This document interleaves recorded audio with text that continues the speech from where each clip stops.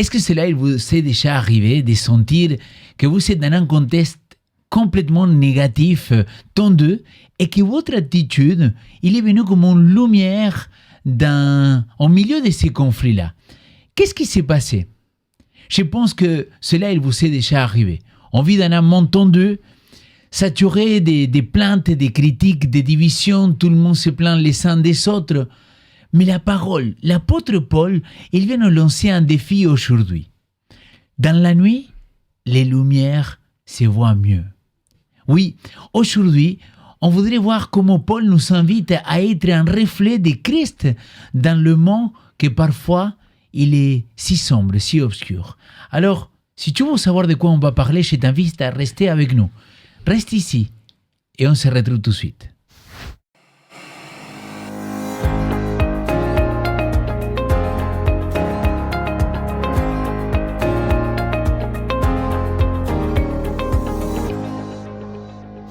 Bienvenue à chacun de vous. Je suis content de vous retrouver ici à 3DS pour partager encore une fois une nouvelle leçon d'école de sabbat. Nous sommes à la leçon numéro 5, toujours dans cet trimestre qu'on parle des épîtres des Philippiens et Colossiens, unir le ciel et la terre, Christ dans les Philippiens et les Colossiens.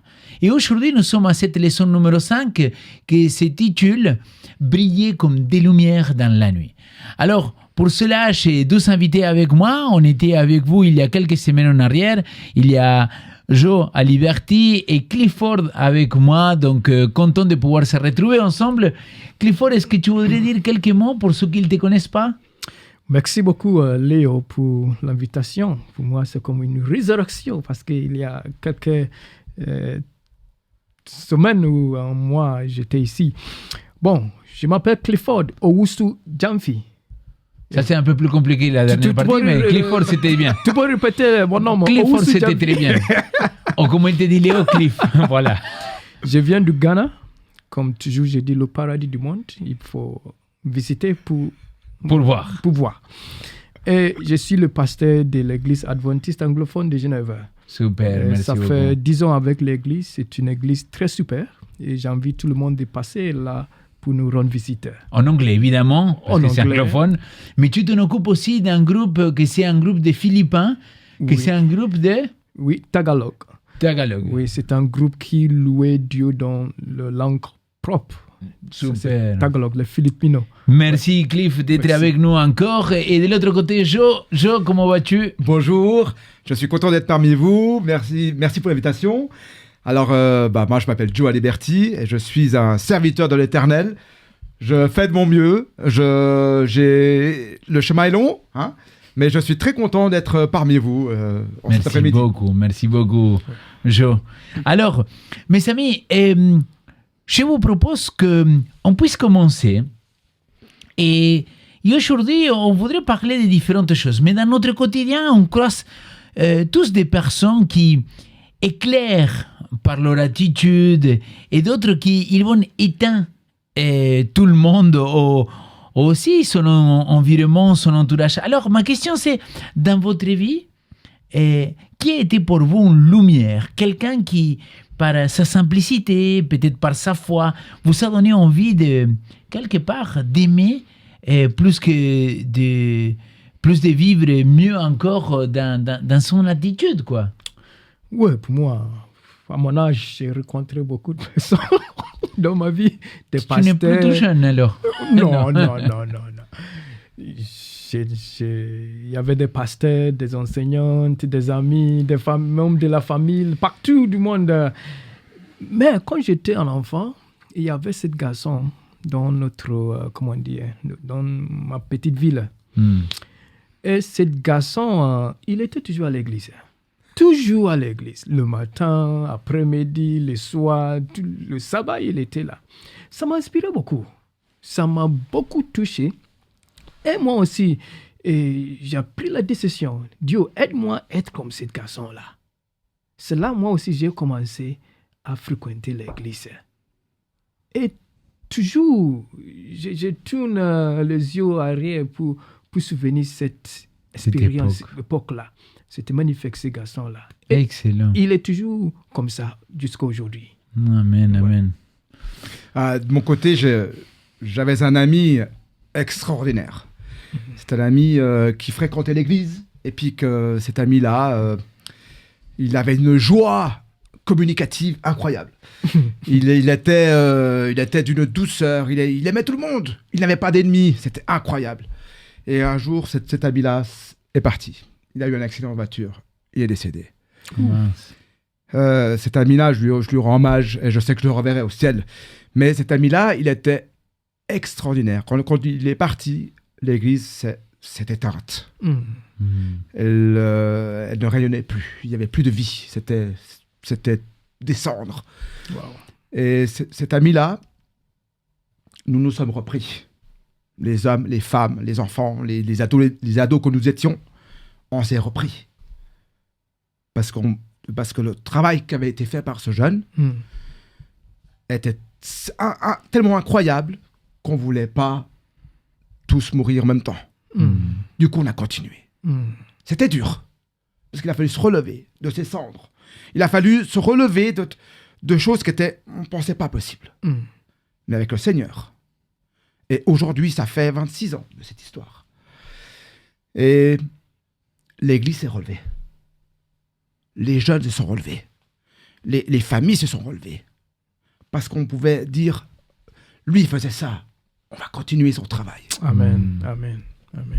C'est bon, merci beaucoup. C'est incroyable. Moi, je partage aussi parce que quand je suis rentré à l'église, donc je n'étais pas chrétien, je n'étais pas adventiste non plus. Et quand je suis rentré à l'église, évidemment, j'avais un langage typique de celui de quelqu'un de monde, quoi. Donc, beaucoup de gros mots, Et donc, quand on allait au foot avec les chants de l'église, ça sortait toujours un petit peu ces choses-là.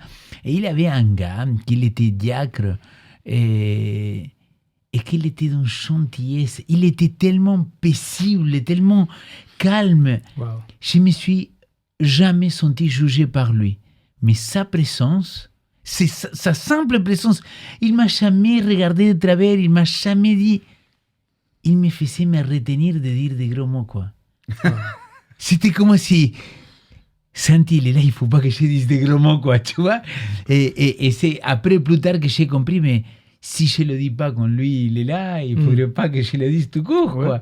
Et donc, tu vois comment parfois l'influence de quelqu'un, sans dire des mots, ça peut nous toucher, quoi. Incroyable. En tout cas, je pense que c'est à ça que la parole nous invite à être des lumières et c'est ce qu'on va discuter. Oui. Mais avant d'ouvrir la Bible, je vous propose qu'on puisse prier ensemble, ça vous va? Oui.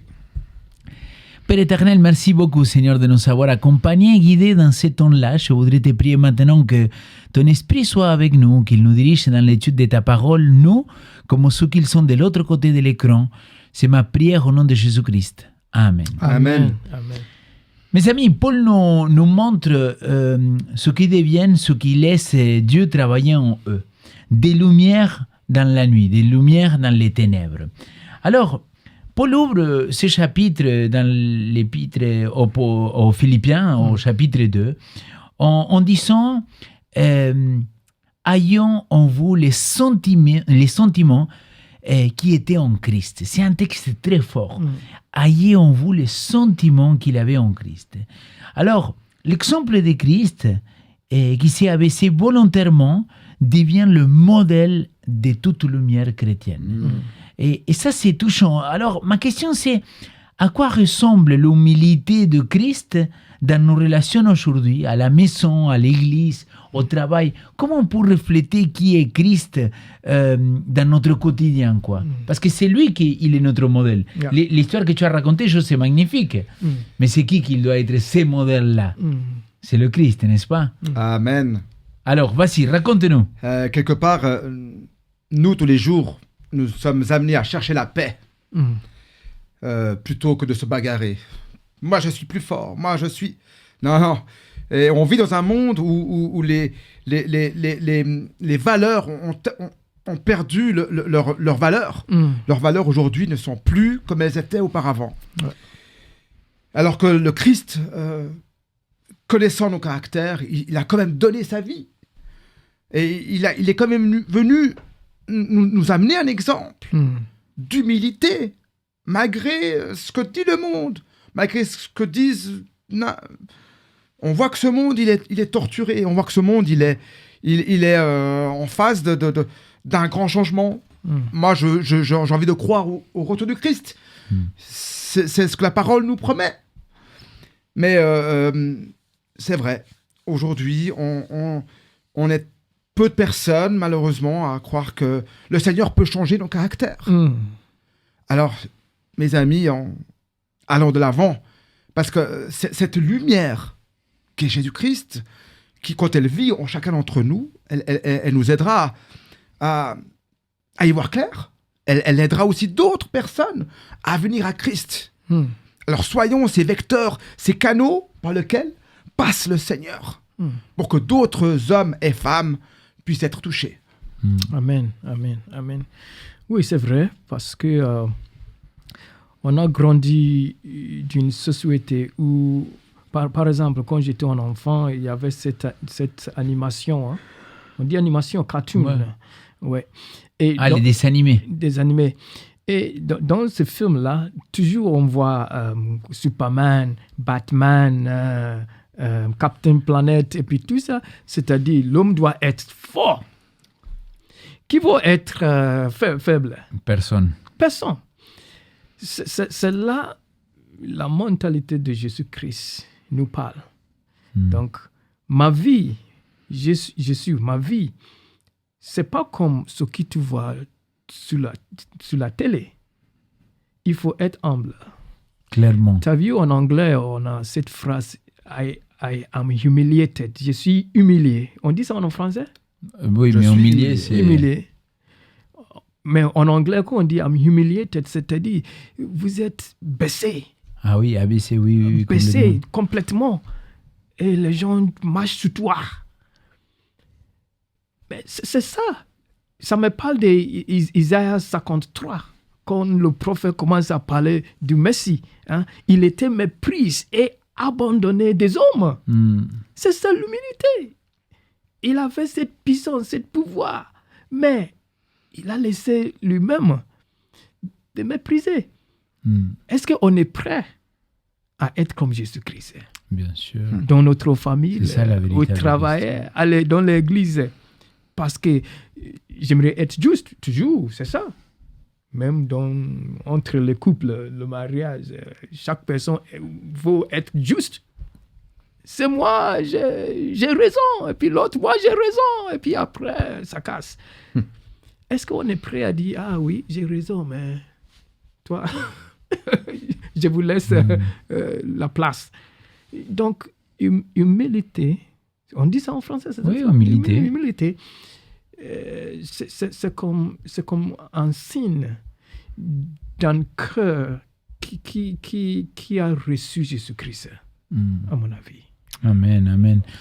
Je partage avec vous parce que c'est vraiment, c'est rentrer dans cette dimension-là. Avoir les mêmes émotions que Christ, il était Dieu, quoi. Et on l'a vu, il s'est vidé de lui-même. Afin de quoi? De devenir égal à nous, quoi, égal aux hommes. Et en plus, quand il est devenu égal à nous, il s'abaissait encore en lavant les pieds de ses disciples, même celui qui va le trahir. Et en plus, après, il s'abaissait encore en se laissant maltraiter, en se laissant, comme tu l'as très bien dit, même, tu vois, crucifié et menant tous les péchés de l'humanité. Je me dis, qu'est-ce que Christ il aurait fait à ma place, quoi, tu vois, si j'étais là. Et je pense qu'avoir le sentiment de Christ, ça mérite avoir une véritable méditation, introspection, et se dire, waouh, c'est fort quand même. Hein. C'est comme il a tout baissé, hein, au ciel, sur la terre, même traité comme un esclave. Il était enterré. Tu as vu, tout baissé. C'est incroyable. Et c'est pour ça que Christ, il dit, voilà, regardez-moi. Tu vois, Paul, il va dire, en hébreu, il va dire, je suis le pionnier de la foi. Jésus, il est le pionnier de la foi. Pourquoi il dit fixer les yeux sur le maître? Parce que c'est en lui qu'on doit trouver ce soutien pour dire, ok, je dois être humble comme le Christ, tu vois. Et moi, je pense, et pas avoir la fausse humilité, tu vois. Parce que ça, c'est quelque chose que on n'a pas parlé dans la leçon, mais que je pense que beaucoup de chrétiens, ils croient qu'ils sont humbles. Mais en réalité, c'est une fausse humilité. Ouais. C'est non, c'est pas moi que j'ai fait. Non, c'est moi que j'ai fait, mais c'est grâce au Seigneur. Mais oui, c'est moi que j'ai travaillé, que j'ai fait. Mais avoir ce lien dans notre esprit de manière intelligente, c'est ce qui nous permet d'avoir ces sentiments comme le Christ il a eu. Pas pour faire genre, non, je suis chrétien, je suis très humble. Non. Il faut savoir qui je suis et que quand je dois dire, ok, je comprends, je peux comprendre. Yeah. Paul, il va continuer dans cet épître aux Philippiens et au chapitre 2, verset 13, il dit, c'est Dieu qui produit en vous le vouloir et le faire. La sainteté n'est pas un bricolage spirituel. La sainteté, c'est un mot qu'aujourd'hui, mes amis, je ne crois pas qu'il est très à la mode. C'est pas un mot que les gens aiment bien entendre parler. Ouais. Dès qu'on parle de sanctification, tout de suite, mais t'es un peu légaliste, arrête. Tu vois, c'est pas bon, tu fais la morale à tout le monde. Mais la Bible, il parle de ces sanctifications, de soyez saints.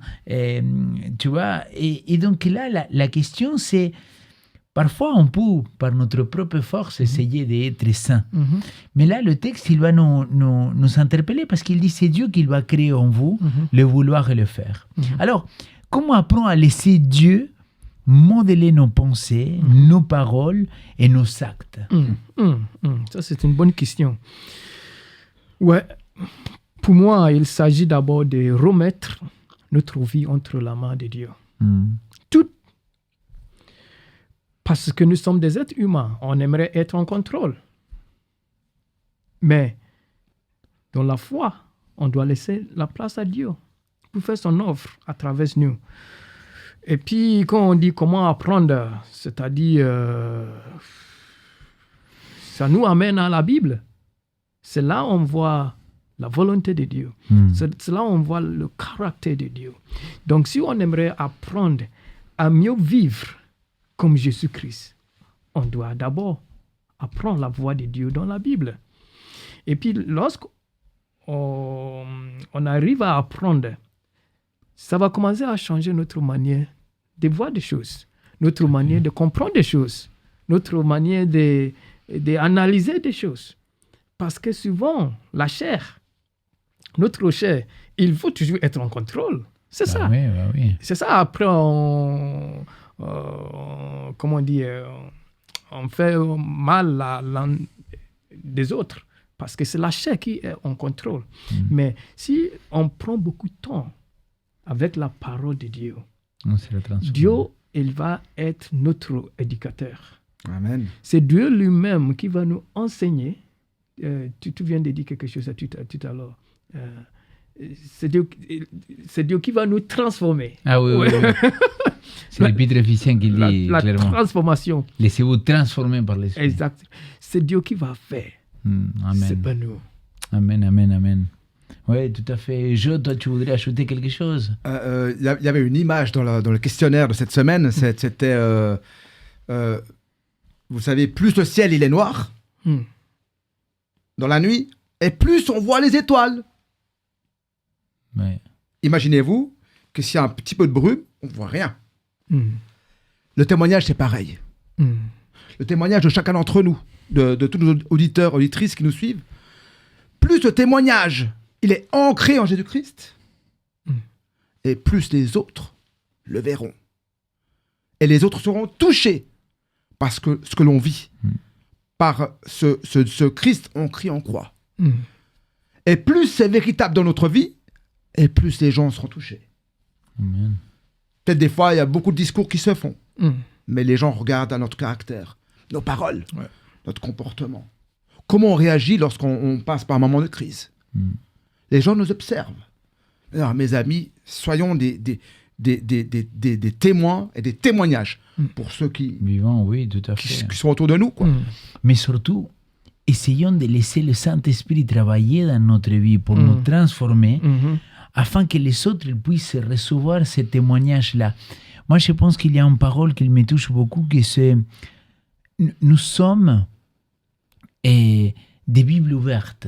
Amen. Quelque part, chacun de nous, avant que le non-croyant il se rapproche de la parole, bah, il va lire à travers notre vie, nos actes, nos Exactement. paroles, et c'est ça qu'il va refléter. Donc, Exactement. dans le témoignage d'introduction, le partage que j'avais dit, ces garçons-là, pour moi, bah, ils reflétaient au moins quelque chose que je me dis, mais c'est ça que je dois aspirer. Pas à dire des gros mots comme les autres, mais à être quelque chose comme ça. Alors, si on avance un petit peu, dans la 4e question, Paul, il parle d'un signe, un signe concret. Et ce signe concret, c'est une transformation. Arrêtez de murmurer, les disputes, les négativismes. Dans un monde saturé de plaintes, comme on le disait dans l'introduction, comment on peut faire aujourd'hui pour que ces plaintes, tu vois, tous ces critiques qu'il y a tout le temps, ils puissent quelque part sortir de notre bouche, de notre cœur, être remplacés par la confiance et la gratitude. Je pense que ça, c'est un véritable challenge. Parce que moi-même, en tant que pasteur, je me suis déjà tapé la main en disant « Hey, attention Léo, tu es en train de parler mal de ton collègue, tu es en train de parler mal d'un frère ou une sœur qui ne sont pas là. » Donc, n'importe qui il peut tomber dans cette situation-là. Joe. Alors, c'est une question qui est pertinente, c'est une question qui... c'est pas évident. Parce que nous, aujourd'hui, dans ce monde, on se plaint, comme je viens de le dire, on critique, on maugrait les personnes. On se dispute. On a tellement envie, trop souvent, de rendre l'appareil, de se venger. Et bien sûr, mes amis, la justice n'est pas dans ce genre d'attitude. Au fait, à ce moment-là, nous sommes des agents de l'ennemi. Excusez-moi du terme d'être poli, mais nous sommes des agents de l'ennemi. Parce que nous n'accomplissons pas ce que le Seigneur a mis au fond de nos cœurs. Nous sommes en porte-à-faux complet avec la parole de Dieu. Lorsque nous agissons comme ça. Même quand on critique. Quand on critique, c'est pas le Seigneur qui est là. Du coup, nous sommes un contre-témoignage. Du coup, l'Esprit Saint n'est pas là. J'ai écrit quelque chose parce que c'est vrai que, alors que Paul, il nous invite à être des enfants de Dieu. Vous avez compris que la première partie, on n'est pas des enfants de Dieu. Paul nous invite à être irréprochables. Waouh! À coup de carrosserie qu'on refait, qu'on repeint la carrosserie? Non, mes amis. C'est là la carrosserie. C'est là qu'on doit être refait à neuf. Des enfants qui sortent du lot, mes amis. Des enfants de Dieu qui sortent du lot. Pas des gens communs, comme tout le monde. Mais lorsque la gratitude, la positivité, la gentillesse, la foi, l'amour est en train de conquérir nos cœurs, nos pensées, c'est à ce moment que s'ouvrent nos yeux, mes amis,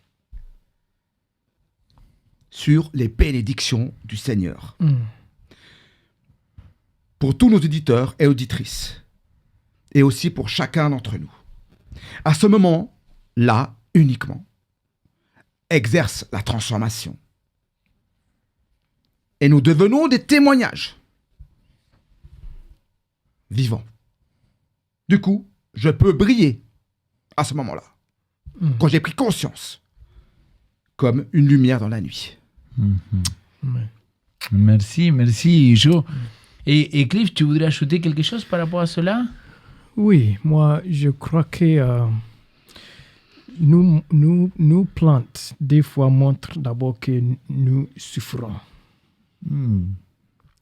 Parce que dans ma vie, il y a longtemps, j'ai passé dans cette situation des plantes. Parce que c'est après mon école, comme on dit, high school, le gymnaste. Voilà, le gymnase ou le collège. Oui. Secondaire. J'ai passé 2 ans à la maison. Pas d'avancement. Puis moi, j'ai demandé à Dieu, je ne sais pas quoi faire avec ma vie. Qu'est-ce que j'ai fait? Et j'ai fait beaucoup de plaintes à Dieu. Mais toutes ces plantes-là, il m'a montré quelque chose, que je suis dans la confusion, ou je suis dans le découragement. C'est ça, souvent, les gens, ils se plantent. Ça montre quelque chose qui manque intérieur. Mais quand j'ai commencé à prier à Dieu, je sais, cette situation, 2 ans à la maison, je ne sais rien faire. Tu sais, Dieu, il m'a parlé. Quand je dis Dieu, il m'a parlé, c'est-à-dire dans ma conscience, j'avais ce renouvellement de manière de voir des choses. Oui. Il a dit, Clifford, j'ai un plan pour toi. Amen. Juste attends un petit peu, j'ai un plan pour toi. Et aujourd'hui, je comprends mieux. Donc, dans notre souffrance, dans notre situation qui sont assez difficiles, on doit apporter ça tout à Dieu.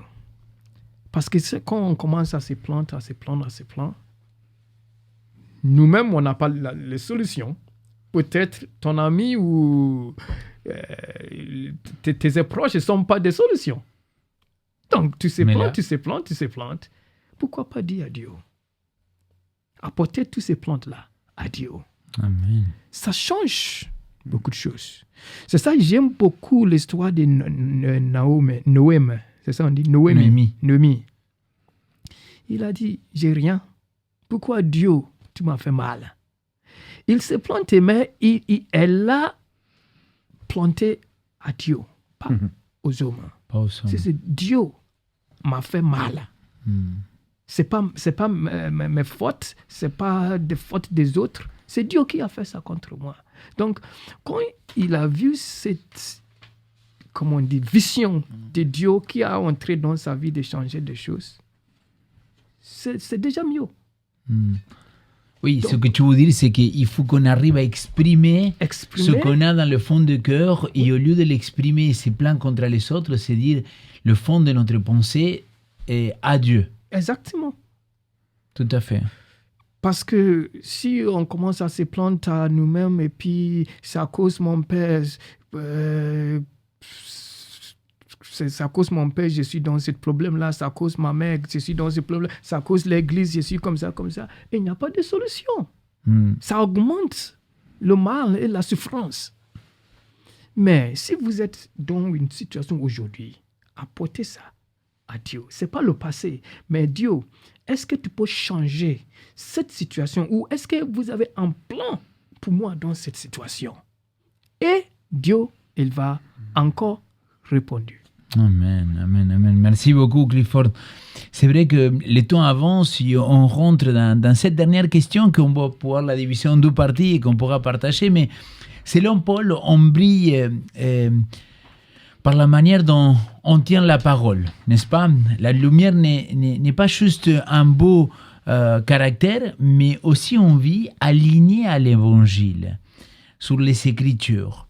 Alors, comment tenir la parole de vie au quotidien quand tout le monde vit à contresens ou à contre-courant? Ça, c'est ma première question. Et la deuxième, c'est qui sont autour de vous les Timothée ou les Épaphrodite à honorer, encourager ou imiter? Oui, aujourd'hui, dans notre société, il y a beaucoup de choses qui, avant, ils étaient tabous, mais aujourd'hui, ils ne sont pas tabous. Les gens, ils les voient comme une vie normale. Bien sûr. Et ça donne beaucoup de pression sur les jeunesses aujourd'hui. Bien sûr. Parce que tout le monde fait ça. Si tout le monde fait ça, ça donne une impression que ça c'est bon. Bien sûr. Parce qu'il n'y a pas de frontières de la moralité. Et donc ça, c'est une réalité. Quand j'étais un étudiant à l'université de Lausanne, j'avais 2 amis. Il y a un de Népal et puis l'autre de Serbie. On dit Serbie? Serbie, oui. Et chaque fois, on était au restaurant avec des autres personnes. Ils commencent à commander des choses, des bières, des vins, des cigarettes et puis tout ça. Et puis il dit, cet homme-là, il ne boit pas, il ne fume pas. Il est un pasteur. Laisse-le tranquille. T'as vu? Il savait. Parce que souvent, je parle avec eux attention, vous boivez beaucoup, hein, ça va avoir des effets dans votre santé un jour, et puis tout ça. Donc, il savait ce qui je suis. Et chaque fois, il rappelle aux autres, lui, il est comme ça. Donc, il y a toujours des gens comme ça dans notre société, qui sont comme Timothée, qui sont comme Épaphrodite. Ils sont des lumières. Les gens savent. Et grâce à Dieu, avec ces personnes-là, on peut imiter.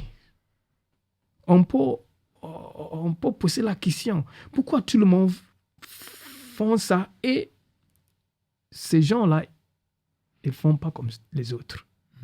Donc, ça commence à réveiller la conscience pour chercher la vraie vie pour notre jeunesse et puis pour nous-mêmes aussi. Ouais. Donc, il y a toujours des fidèles, des gens qui sont très fidèles, très, très fidèles, même si la société, il n'y a pas de frontières de moralité, mais il y a toujours des Daniel, des Meshach, des Moïse, des Élie, ils sont tous là. Et Amen. Grâce à Dieu, à ces gens-là, on peut toujours avoir l'encouragement pour marcher droit avec Dieu. Amen, amen. C'est vrai qu'aujourd'hui, nous vivons à contre-courant, nous les croyants. Absolument. Parce que tout ce qu'on fait, tout ce qu'on mange, tout ce qu'on boit, tout ce qu'on parle, les gens sont là et ils nous espionnent, excusez-moi du terme. Ils nous regardent, ils se demandent jusqu'où on va aller. C'est vrai qu'aujourd'hui, nous devons demeurer ancrés dans la parole de Dieu. Même si nous vivons des temps difficiles, chacun d'entre nous, jour après jour, nous devons persévérer Dans cette parole. dans la parole de Dieu. Parce que, quelque part, la lumière, elle brille. Pourquoi ? Parce qu'elle persévère dans l'éclat qu'elle va diffuser à gauche et à droite. Et au travers de nos pensées, au travers de nos actions, au travers de tout ce qui touche chacun d'entre nous, quelque part, la lumière du Seigneur doit arriver. Amen. Bah, s'il ne vient pas la lumière, vous avez compris, on change notre fusil d'épaule, on change de caractère, on s'améliore pour devenir une lumière. On se laisse améliorer, Jean. On se laisse améliorer. Alléluia. Et quand le Christ travaille en nous, on devient authentique. Amen. On devient vrai. On devient véritable. Les gens qui nous regardent, même s'ils ne croient pas à ce qu'on croit, eh ben, ils disent « Ah ouais, il y a une différence. On n'est pas meilleurs, mes amis. Hein. Oui, on n'est pas tout d'un coup recouvert de ferraille, comme Robocop. On reste des êtres humains et que le Seigneur va utiliser selon son bon vouloir. Tout à fait. Merci Donc, beaucoup. diffusons cet espoir le mieux possible. Tout à fait. Amen. Merci beaucoup. Amen. Moi, tu vois, pour rebondir sur ce que tu viens de dire, il me semble tellement important qu'aujourd'hui, plus que jamais, notre société, il a besoin des chrétiens qui soient authentiques. Authentique. Pas des chrétiens super-héros qui ont tout compris, que leur foi il est jamais en doute, qu'ils n'ont pas de problème, qu'ils prient, que tout se résoudre. Je pense que la société d'aujourd'hui, il a besoin d'entendre un chrétien qui dit, écoute, je passé par un moment difficile, mais voilà, j'ai ressenti la présence de Dieu dans ma vie. Il y a des fois que je ne l'ai pas ressenti, mais j'étais ancré dans la parole.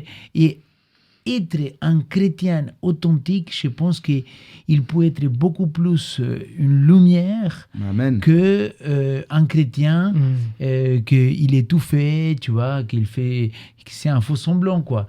Et quelque part, c'est comme la parole. Je dis toujours, la parole de Dieu, si tu la lis vraiment en détail, il y a des trucs que tu dis, mais pourquoi ils ont laissé ça? Pourquoi ils ne l'ont pas enlevé? Ils ne sont pas cachés des choses. Voilà, pourquoi ils ne l'ont pas enlevé? C'était vrai. Ils les ont gardés. Pourquoi? À mon avis, parce qu'ils vont montrer que Dieu se manifeste même dans l'imperfection de l'être humain. Amen. Et c'est ce que nous, on a besoin. Mes amis, on arrive à la fin. Est-ce que vous pouvez donner un mot de conclusion chacun? Clifford, est-ce que tu voudrais commencer pour un petit mot de conclusion? Oui, pour moi. Au jour, peu importe. Oui, vas-y. D'accord. Oui, pour moi, une chose très belle que Jésus nous a laissée, c'est cette parole. Nous sommes la lumière du monde. Amen. Amen. Cela veut dire que nous pouvons tout briller peu importe le type de lumière que tu as. Une bougie, ou une lampe électrique, ou une lampe de poche. L'important, ce n'est pas la forme de la lumière, mais qu'elle brille vraiment. Amen. Amen. Merci beaucoup, Clifford. Joe? Dieu agit au travers de chacun d'entre nous. Il mettra le temps. Mais comme on l'a vu dans cette école du sabbat, laissons-nous façonner par le Seigneur. Et que, comme tu disais à juste titre, que notre comportement, nos paroles, soient pour la gloire de Dieu. Amen. Et que dans tout ce qui sera fait et dit, nous ne puissions pas être des pierres d'achoppement, vous l'avez compris, Oui. mais par contre, qu'on puisse être en témoignage. Et lorsqu'on est en témoignage entre les mains du Seigneur, il se passe des choses, mes amis, incroyables. Amen. Et on a envie de cheminer avec ce Christ et on a envie de dire vivement que tu reviennes. Amen, amen. Merci beaucoup, les amis. Alors, moi, je vous présente à vous les 5 essentiels de la semaine. Alors, numéro 1, l'humilité de Christ, c'est notre lumière. La vraie grandeur, c'est servir. Deuxièmement, Dieu agit en nous, laissons-le transformer nos cœurs, nos vies. Il change nos désirs dès l'intérieur. Numéro 3, moins de plaintes, plus de gratitude. Nos paroles peuvent éclairer ou assombrir. Numéro 4, tenir la parole, c'est tenir la lumière. Elle guide nos choix et nos attitudes. Et numéro 5, valorisons ceux qui brillent par leur fidélité. Ils sont des repères simples et solides. En bref, briller, ce n'est pas être parfait, c'est laisser le Christ se voir dans notre vie. Amen. Joe, Clifford, merci beaucoup, chers auditeurs, chères auditrices, merci beaucoup de nous avoir accompagnés jusqu'à maintenant. Je te dis à très bientôt, j'espère que tu peux t'abonner tout de suite, que tu puisses cocher la cloche justement pour pouvoir recevoir toutes les notifications et je vous dis à très bientôt ici sur Espoir Média.